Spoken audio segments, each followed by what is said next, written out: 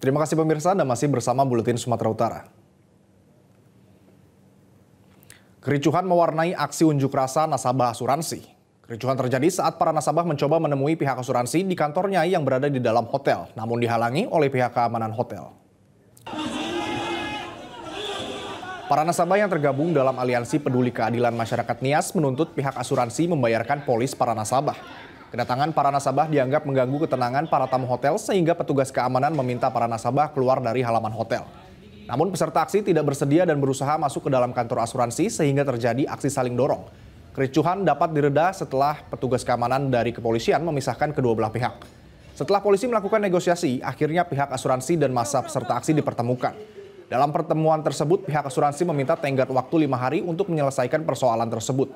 Kuasa hukum ahli waris, Martin, menuntut pembayaran polis yang telah direkomendasikan oleh DPR kepada pihak asuransi untuk segera direalisasikan. Hal itu direkomendasikan Komisi 3 saat menggelar rapat dengar pendapat atau RDP dengan PT Asuransi Prudential Life Insurance di gedung DPRD Kota Medan. Sementara itu, Customer Service Asuransi Prudential Jakarta, Marcelo, tidak bersedia memberikan keterangan terkait kendala pembayaran kepada ahli waris pemegang polis. Marcelo mengatakan terkait hasil negosiasi yang baru dilakukan akan disampaikan oleh tim komunikasi Prudential.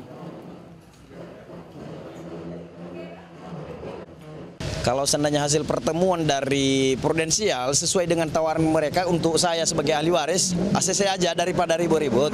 Namun rekomendasi dari Ketua DPRD Kota Medan yang dikasih itu agar dibayarkan oleh Prudential kepada ahli waris yang nilai angkanya 3,4 miliar itu harus. Ya, ada beberapa tadi aliansi untuk turun meminta hak ahli waris itu wajib, harus dibayar itu. Tapi kalau punya saya ya sudahlah.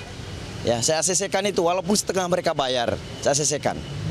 Iya, mohon maaf paling nanti dari tim komunikasi kami yang coba kontak ke koresponden dari teman-teman ya. Itu aja paling supaya nanti bahasanya kan juga sesuai dan lebih pas ya. Itu paling, makasih loh Pak ya sudah ditemenin kami. Jelajahi cara baru mendapatkan informasi. Download Metro TV Extend sekarang.